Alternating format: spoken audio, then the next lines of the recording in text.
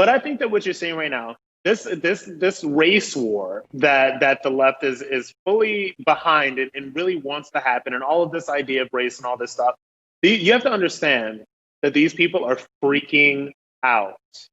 They are terrified that Black Americans are really starting to see past their game. When you look at a millennial like me, I have lived through a little bit of this, and I used to be on the left, and I've made no bones about that. But it just gets to the point where you've seen this all before. Remember all the way back when to like February when we were pre-pandemic and we were having those Democratic debates? Do you remember that time of life? It's a long Oh time my ago. God, it seems like a million years ago at this point. So there was one of the debates when the Democrats were all going on, Bernie and Elizabeth and the whole crew, about how racist America was. And I tweeted out something to the effect of, I said, I think it sounds crazy, but Trump's going to get 30% of the Black vote, and they know it, and that's why they're freaking out. Because before the pandemic, we know that Black unemployment was at an all-time low. There was that crazy moment at the State of the Union where Trump actually says that, and you watch the members of the Congressional Black Caucus sit there like this, as if this is a problem. I thought that's why they have their caucus, because we want people to be prosperous and all that. Then we have now these months of race stuff. What do you think is going to happen? Which way do you think the Black vote is going to break at the end of all of this? Well, look, I think that pre-pandemic, honestly, things were going so well for everybody. If you would have asked me that question pre-pandemic, I would have said, oh yeah, 30, 40%, whatever. That was probably a little high even before pre-pandemic. Yeah. But I think that what you're saying right now, this race war that the left is fully behind and really wants to happen, and all of this idea of race and all this stuff, you have to understand that these people are freaking out.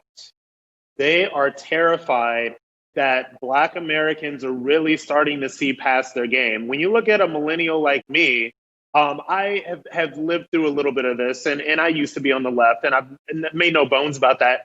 But it just gets to the point where you've seen this all before. So you've seen this story play out over and over and over again. So you get to the point where you're like me and you're post 30 and you're just looking at this stuff, and then you start saying, wait a minute, and you start thinking differently. And then you amass a platform where people actually start listening to your thoughts. And there are people like me and God, there's so many people out there. There's me and Candace and Brandon Tatum. There's more than I can count right now, which is great, which is a good thing. And that freaks the left out, because they can only control the Black people that they've ushered into positions of power in their sort of media control groups, right? So the CNNs and the MSNBCs of the world. But there's a lot of conversation that is happening with us. And I will tell you, Dave, my social media, when all of these riots and all this stuff started happening, exploded. And when I tell you the following in all platforms just completely exploded, and it tells me that people are hungry for a different perspective. So back to the Black vote, I think we're looking at somewhere between, and to be completely honest and 100% real, I think we're looking at somewhere between 12 and 15%.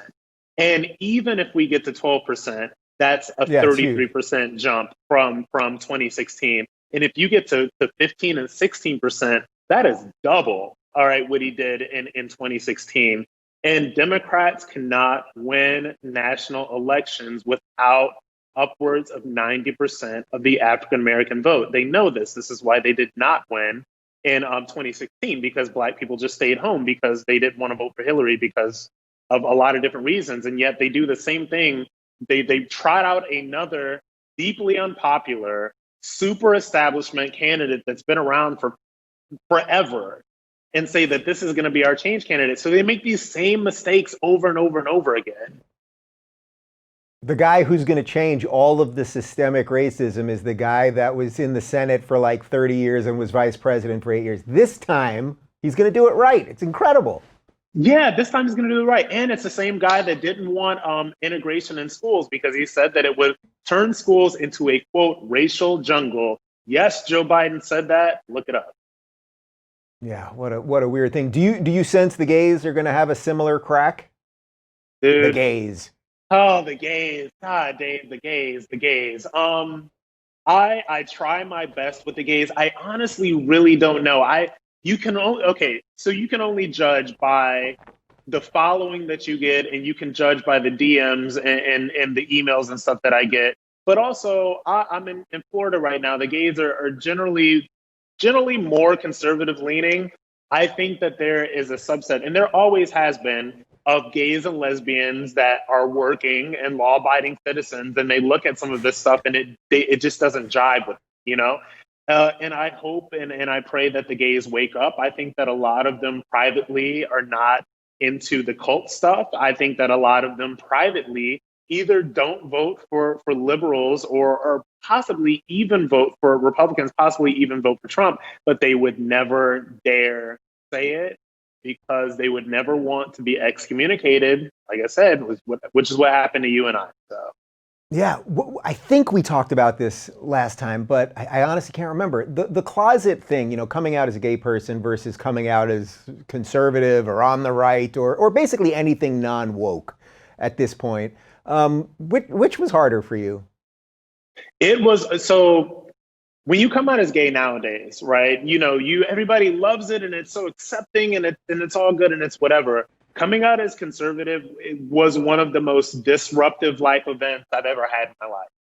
And you're talking to somebody that's been to war, right? So coming out as conservative, right, literally, yeah. Literally been to war. So coming out as conservative was such a disruptive life event. And I talk about this a little bit. Losing all your friends, having some family members say, what are you doing? People that were at my wedding no longer talk to me. All right. The best man at my wedding no longer talks to me. So it's just, it's a very disruptive event. So if I had to say which one was harder for me, it was coming out as conservative. Because you're coming out as gay, people are just like, oh, okay, well, sometimes there's a problem with that. Most times there's not in 2020. But when you come out as a conservative, this stigma that is thrown on your shoulders is that you are basically Hitler. You are basically supporting the worst, most racist, xenophobic, homophobic, the worst of humanity, as I was called on social media.